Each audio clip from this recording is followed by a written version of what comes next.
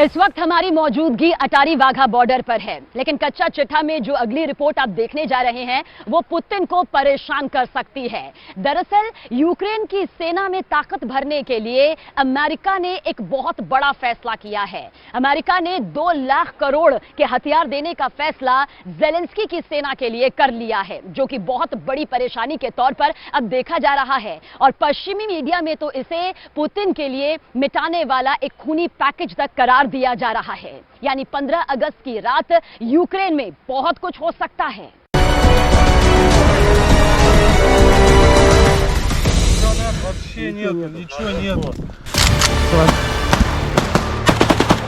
Zelensky ने अपनी special force से एक वीडियो बनवाया और फौरन उसे बाइडेन को भेज दिया।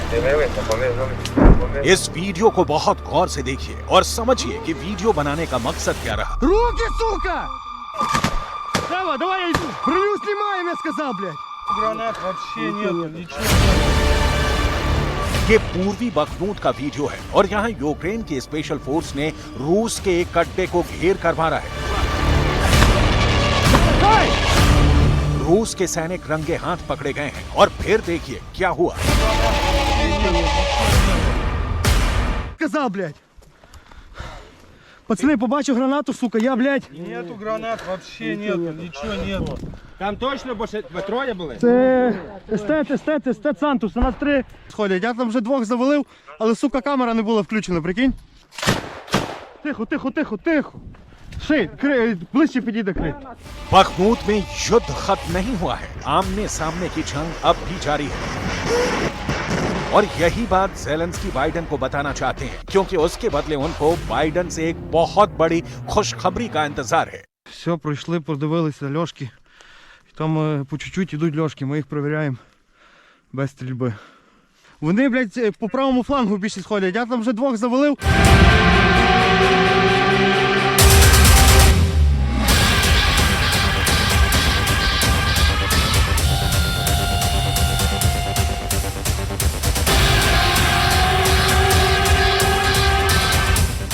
रूस के छुपे हुए सैनिकों को यूक्रेन अब चुन चुन कर मार रहा है। ज़ेलेंस्की ने साफ साफ कह दिया है कि रहम दिखाने की कोई जरूरत नहीं, रूस के सैनिकों को बख्शा ना जाए। Заходимо, тут бліндаж отак іде. Треба заходити, фонарик є? Тіпок! Що, больно? Больно, сука, виходи, блядь! Там точно більше. अब यही वीडियो जब ज़ेलेंस्की ने जो बाइडेन के पास भेजा तो फोन पर वहां से ताली बजाने की आवाज आई और ज़ेलेंस्की को यकीन हो गया कि उनका मकसद पूरा हो गया। इस वीडियो को देखने के बाद बाइडेन का यकीन कुछ पक्का हो गया है। Броню снимаем, я сказал, блядь! उन्होंने पुतिन को हराने के लिए बहुत बड़ा फैसला ले लिया है। पुतिन की फौज घेर कर मारी जाए, पुतिन के फाइटर जेट यूक्रेन में ही गिरा दिए जाएं। इसके लिए बाइडेन कुछ भी कर गुजरने को तैयार हो चुके हैं।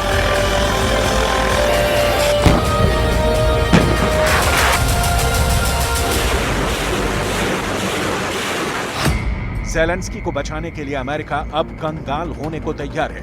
ज़ेलेंस्की को बचाने के लिए अमेरिका अपना सब कुछ दांव पर लगाने को तैयार, और इसीलिए अब अमेरिका ने ज़ेलेंस्की के बैंक खाते में $21 मिलियन से ज्यादा की रकम डालने का फैसला किया है। रुपए में बदलेंगे तो ये रकम 1,75,000 करोड़ यानी 1.25 लाख करोड़ रुपए होंगे, जो अब ज़ेलेंस्की को मिल सकते हैं।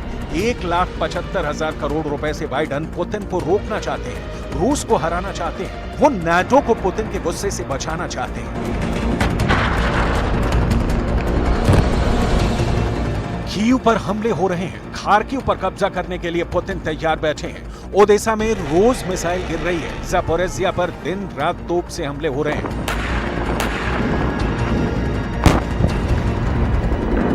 ऐसे ही अटैक को देखकर बाइडेन को एहसास हो गया है कि अब ज़ेलेंस्की से कुछ होने वाला नहीं है। ऐसे ही हमलों को रोकने के लिए बाइडेन ने बड़ा फैसला किया और फौरन $21 बिलियन ज़ेलेंस्की को देने का फैसला किया।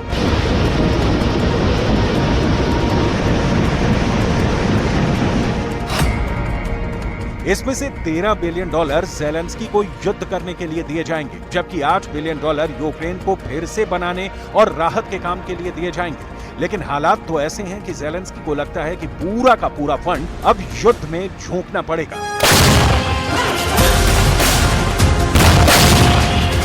कह सकते हैं कि अब तक यूक्रेन के युद्ध में जहां एक तरफ पुतिन मिसाइल और कामिकाज़े ड्रोन की बरसात करते रहे हैं, तो दूसरी तरफ इन धमाकों के बीच ज़ेलेंस्की पर डॉलर की बारिश होती रही है। ज़ेलेंस्की को बार बार लिफ्ट कराने की कोशिश अब तक जारी है। जाहिर है कि अब ज़ेलेंस्की को पुतिन की फौज से लड़ने के लिए फिर से नई पावर मिलने वाली है। ये ऐसी फायर पावर है जो अगर टारगेट पर लगी तो पुतिन के युद्ध को बोझ बना सकती है। इतनी ज्यादा फंडिंग और नए हथियारों के सामने रूस के लिए भी ये युद्ध लड़ना आसान नहीं होगा।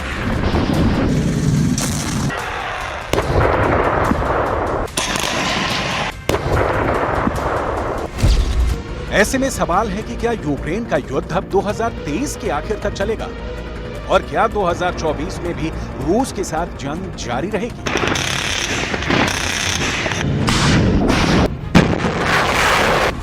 ये सवाल इसलिए क्योंकि रूस के हमलों का सामना करते हुए भी अब ज़ेलेंस्की के दोनों हाथों में लड्डू हैं। पुतिन के रास्ते में बैरिकेड लगाने के लिए ज़ेलेंस्की को और पावरफुल बनाया जा रहा है।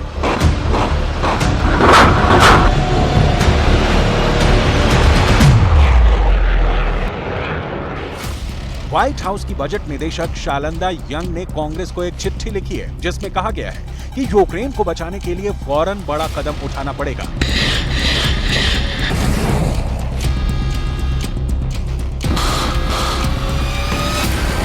यूक्रेन को दी जा रही सैन्य मदद और फंडिंग को लेकर अमेरिका में अब सवाल उठने लगे हैं और बाइडेन से सवाल पूछे जा रहे हैं कि अमेरिका क्यों यूक्रेन में लगातार अपने डॉलर झोंक रहा है।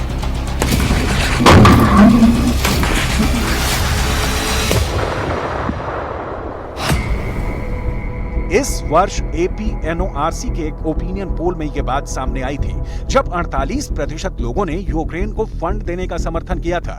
2022 में हुए ऐसे ही पोल में 60% लोगों ने इसका समर्थन किया था। यानी यूक्रेन की मदद करने को लेकर अमेरिका के लोग अब ज्यादा समर्थन नहीं कर रहे। यूक्रेन में इस वक्त युद्ध निर्णायक मोड़ पर है और रूस इस वक्त हर मोर्चे पर हावी है। खेरसोन को वापस हासिल करने के बाद से ज़ेलेंस्की कोई बड़ा कमाल करके नहीं दिखा पाए हैं और अमेरिका के लोगों को भी ये लगने लगा है कि यूक्रेन एक ऐसा कुआं बन चुका है जिसमें निवेश करने से कोई फायदा नहीं है। उनकी रकम डूबनी तय है क्योंकि ज़ेलेंस्की ज्यादा वक्त तक रूस को नहीं रोक पाएंगे।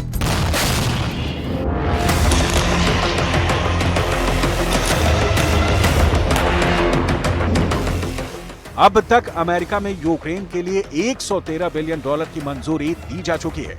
$113 बिलियन का मतलब है 9,35,000 करोड़ रुपए। ये इतनी रकम है जिसे पूरी तरह स्क्रीन पर लिखना भी आसान नहीं है।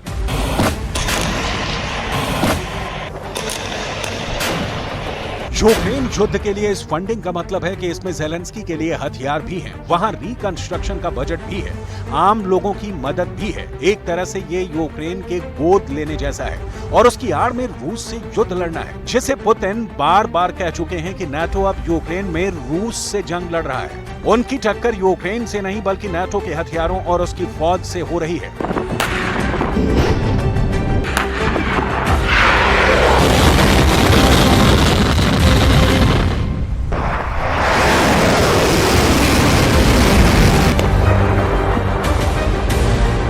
यूक्रेन का युद्ध शुरू होते ही अमेरिका ने ज़ेलेंस्की से $40 बिलियन से ज्यादा के पैकेज का वादा कर दिया था और वक्त वक्त पर अमेरिका इसे किश्त के तौर पर देता भी रहा। फंड रिलीज होते रहे, ज़ेलेंस्की को नए नए हथियार मिलते रहे और सच ये भी है कि रूस इन हथियारों को लगातार खत्म करता रहा है और नाटो से मिलने वाले तमाम हाईटेक वेपन सिस्टम रूस के हमलों में तबाह होते रहे।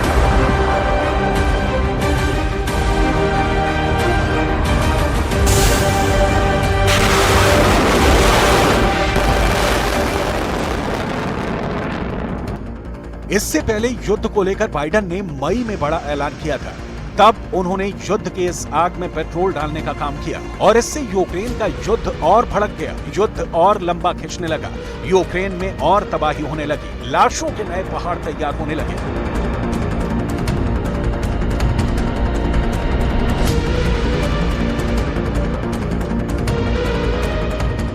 क्योंकि मई के महीने में बाइडेन ने व्हाइट हाउस में एक ऐसे कागज पर दस्तखत किए थे जिसमें ज़ेलेंस्की के नाम फौरन 10,000 करोड़ रुपए के हथियार देने का ऐलान किया था।